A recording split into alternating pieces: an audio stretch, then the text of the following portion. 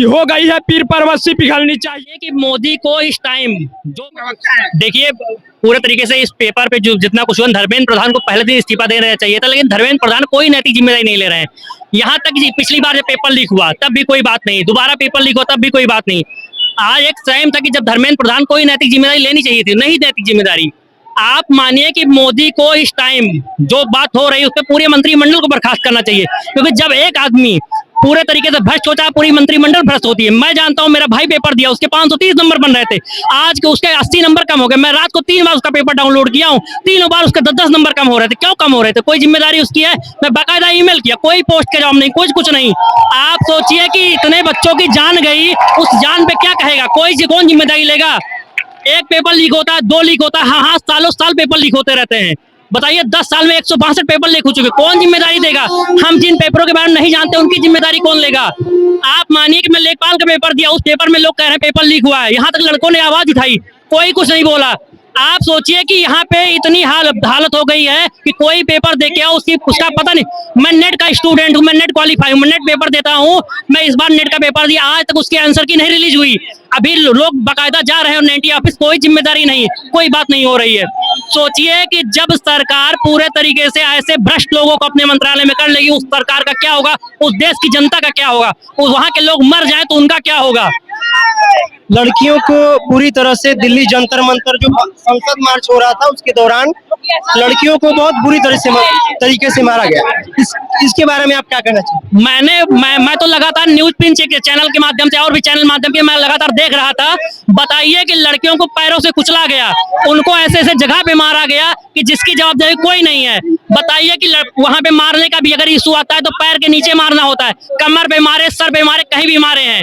सोचिए कि कोई लड़की, कोई महिला, कोई भी हो, यहाँ तक कि मंत्रिमंडल की कोई भी कुछ हो, मोदी के मंत्रिमंडल में कितनी मंत्रियां हैं, कोई किसी की जवाबदेही नहीं आ रही है। निर्मला सीतारमण वित्त मंत्री, कोई जवाबदेही नहीं आ रही महिला के प्रति। ये देश की सरकार पूरे तरीके से जनता के फेवर में नहीं है। इसको आज ही पूरे सरकार को, पूरे मंत्रिमंडल को बर्खास्त कर देना चाहिए और इस पे सुप्रीम कोर्ट के जो मुख्य न्यायाधीश हैं उनको भी सामने आके पूरे मंत्रिमंडल को वहां से भी इनकी जवाबदेही मांगनी चाहिए। यहाँ तक कि मैं देखता हूँ कि राष्ट्रपति देश की कौन है? महिला है। यहाँ महिला को मारा गया, एक पोस्ट नहीं आता। यहाँ पे अभी महिला की नारी शक्ति बंधन का प्रोग्राम हो, लगातार 1 महीने से चल रहा है, जंतर मंतर भी चल रहा है, पूरा इंडिया में, पूरा कंट्री में चल रहा है और इसके हर राज्य में चल रहा है। उसके बारे में आप क्या कहना चाहेंगे? मैं बता दूं कि नरेंद्र मोदी पिछले अपने 12 साल के कार्यकालों में एक बार प्रेस कॉन्फ्रेंस नहीं किए हैं। एक बार 5 मिनट के लिए आए, एक क्वेश्चन पूछा गया तो अमित शाह को बोल दी ये जवाब देंगे।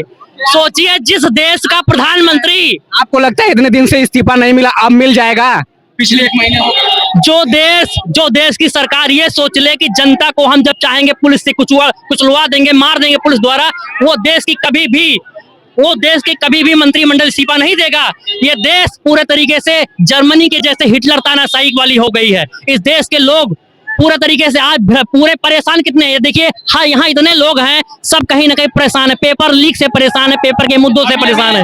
अभी लोअर पीसीएस का जो मुद्दा आया है उसमें मनमानी ढंग से कटाव जारी की गई है, उसका कोई आधार नहीं है कि किस आधार पर इन्होंने 67 नंबर कटाव जारी किया है। 7 साल बाद वैकेंसी आई है। मैं सभी युवाओं से कहना चाहता हूँ कि हो गई है पीर परवस्सी पिघलनी चाहिए, इस हिमालय से कोई गंगा निकलनी चाहिए। आज ये दीवार पर्दे की तरह हिलने लगी, पर उम्मीद ये थी कि बुनियाद हिलनी चाहिए। सिर्फ हंगामा खड़ा करना मेरा मकसद नहीं, मेरी चाहत है कि सूरत बदलनी चाहिए, कि इनकलाब जिंदाबाद और धर्मेंद्र प्रधान को इस्तीफा देना होगा, देना ही होगा। नहीं जागे तो फिर कभी नहीं जगेंगे।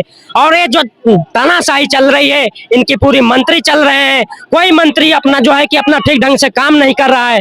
पेट्रोलियम मंत्री कहता है सड़क परिवहन मंत्री को कि ये जवाब देंगे, और सड़क परिवहन मंत्री का एक और मुद्दा ये है कि जो नितिन गडकरी है उनका बयान आता है कि जो कहता है कि देश में पानी की कमी है वो एंटी नेशनल है।